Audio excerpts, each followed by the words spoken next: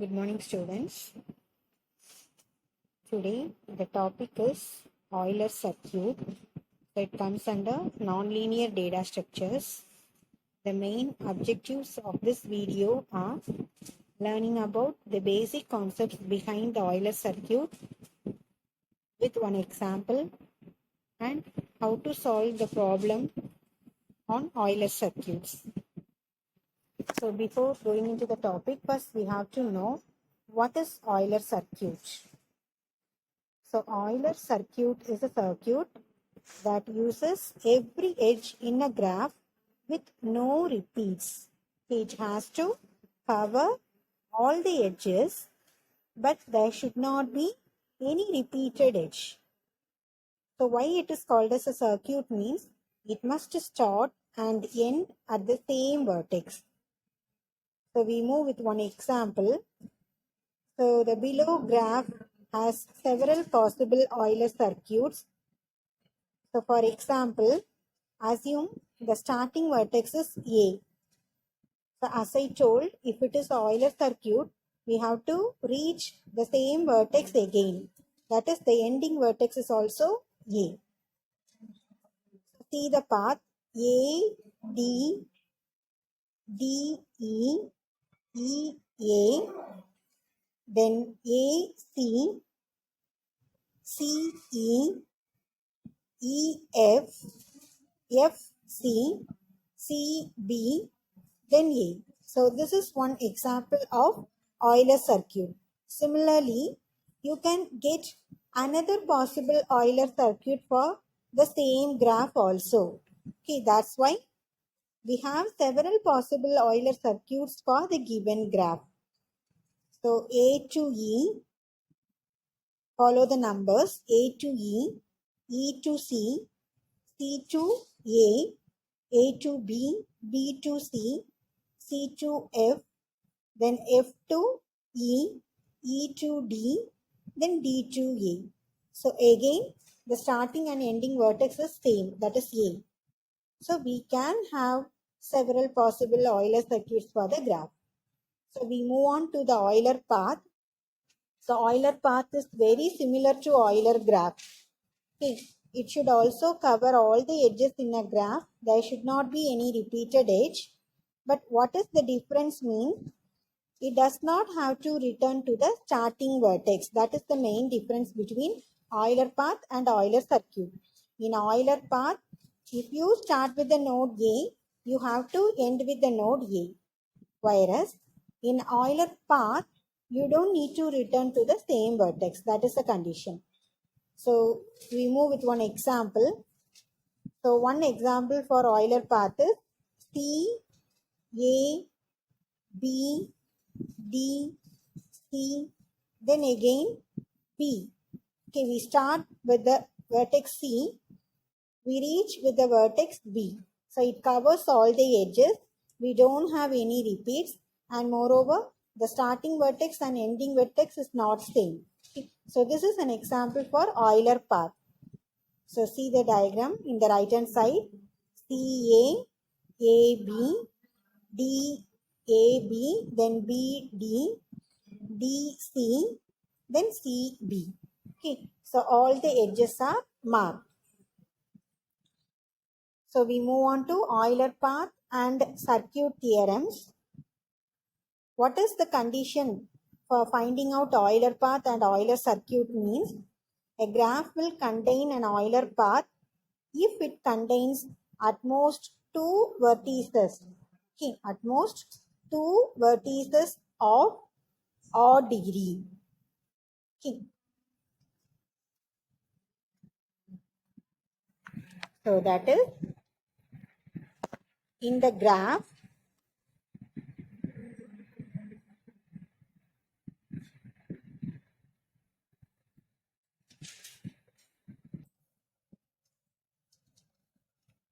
So if in the graph, if we have two vertices of odd degree, then the graph will contain Euler path. Similarly, if all the vertices in the graph have even degree, then you can say that a graph will contain Euler circuit. Okay, so once again, I am repeating the condition. A graph will contain an Euler path if we have at most two vertices of odd degree. Similarly, a graph will contain Euler circuit if all the vertices have even degree. We will see with this with one example. Consider the below graph. The vertices A, C have degree 4. So what is degree? The number of edges incident in the vertex. So for the vertex A, we have 4 edges incident on them. So the degree of vertex A is 4. Similarly, for C, we have 4 incident edges. So the degree of C is also 4.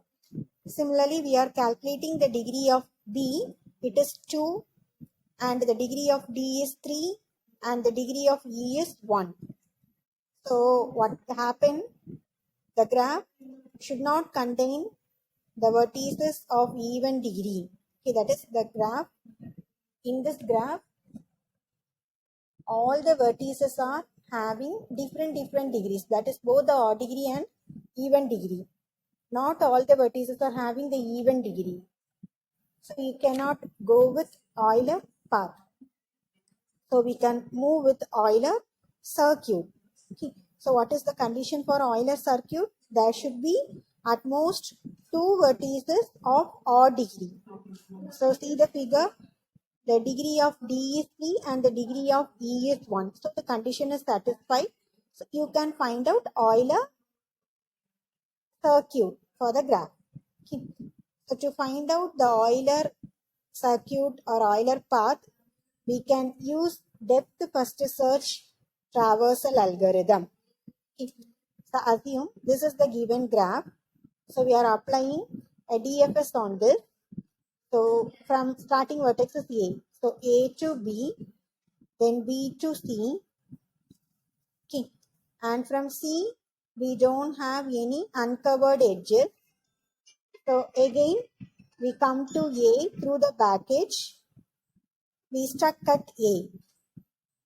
So what happened? DFS algorithm searches through the backtracking process and it see the vertices. Is there any vertex which has an untraversed edge or not? So we move with A, but for A, all the edges are traversed edge. So we move with B. For B, only the edge BC is traversed, but BD is not traversed yet. So we choose the vertex B. And we start again the DFS process. Okay, again the DFS process from the vertex B. So what happened? From B you can reach D. From D you can reach E. And from E again you can reach B through the back edge. So now we have two different paths. A, B, C, A, and the other one is B, D, E, B. So you have to merge these two paths. But while merging, you should not merge the path at the end. You should merge the path at the beginning. Okay, that is the difference. Okay. So for example, like this. B, we start with the vertex A, B, D, E, B. So this is the first path. After that, you can merge the path A, B, C, A. Okay.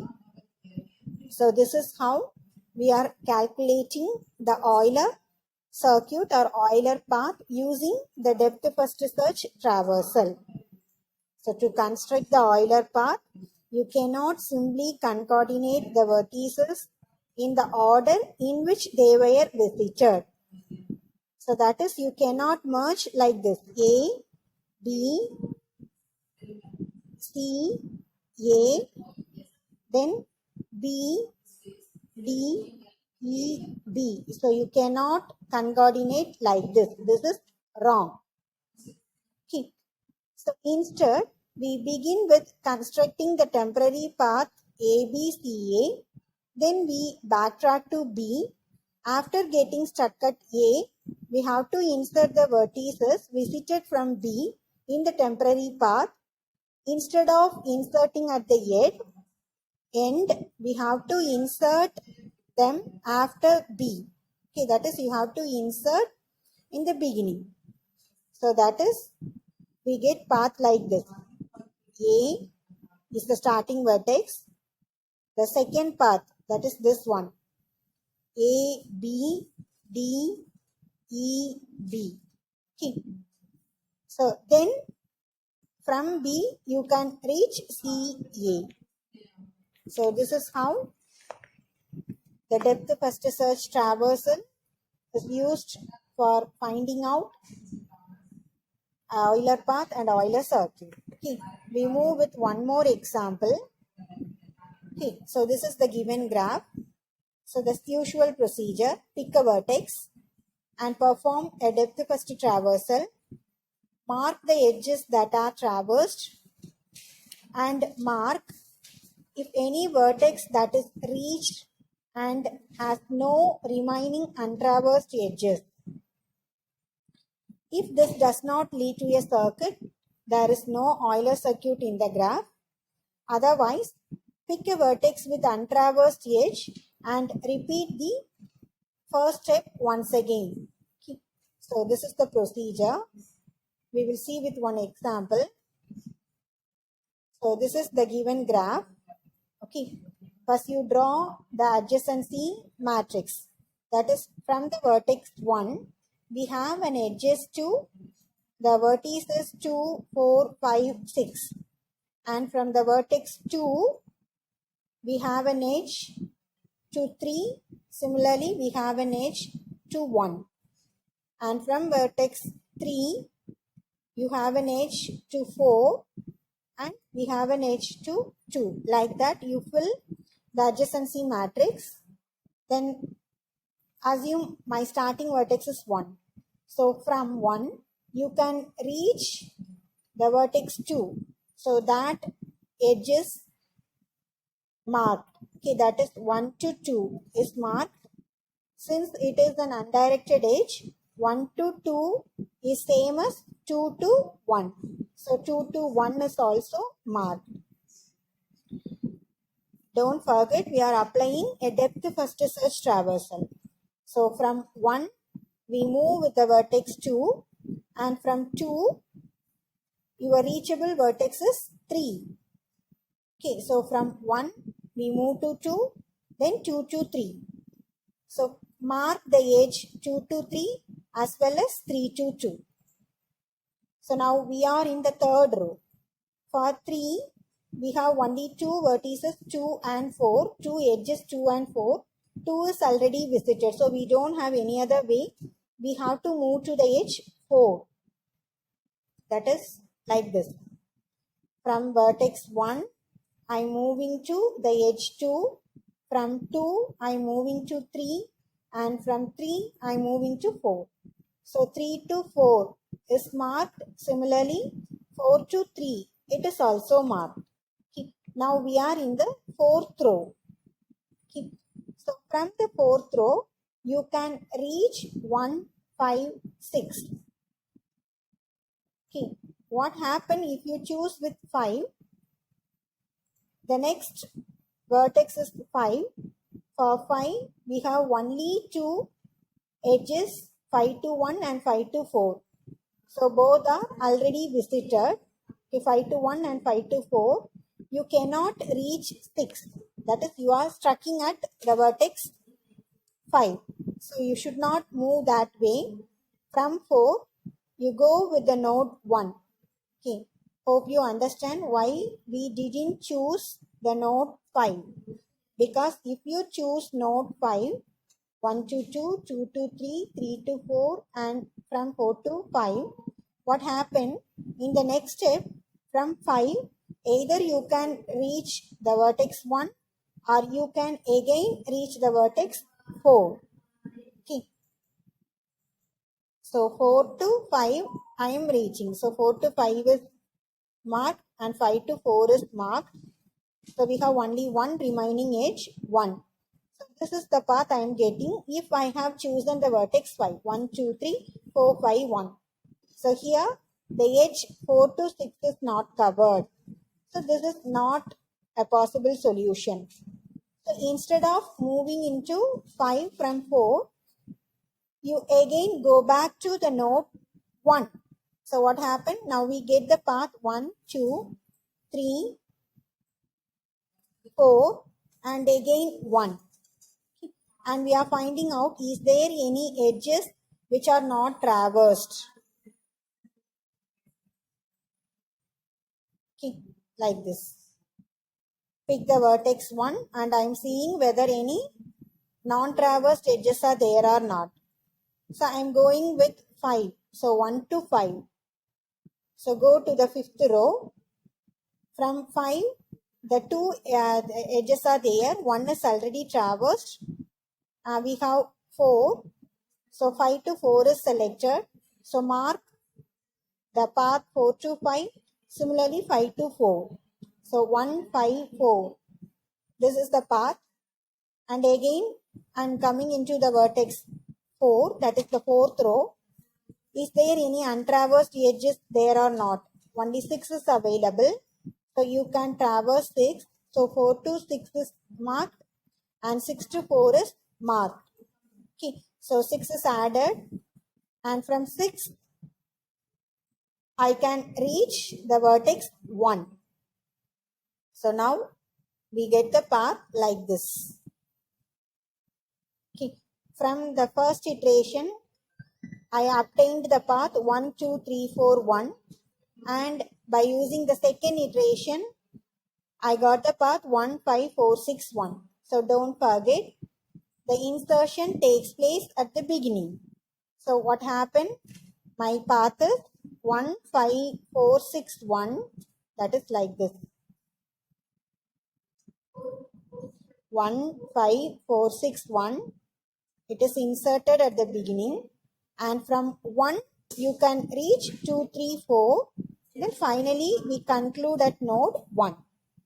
So the time complexity of this algorithm is order of V plus E.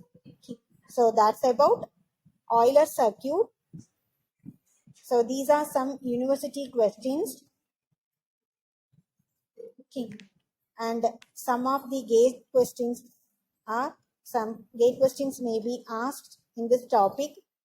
They may give like this graph and they ask you to find out Euler path and Euler circuit for the given graph. With this, I am concluding my today's class. Thank you.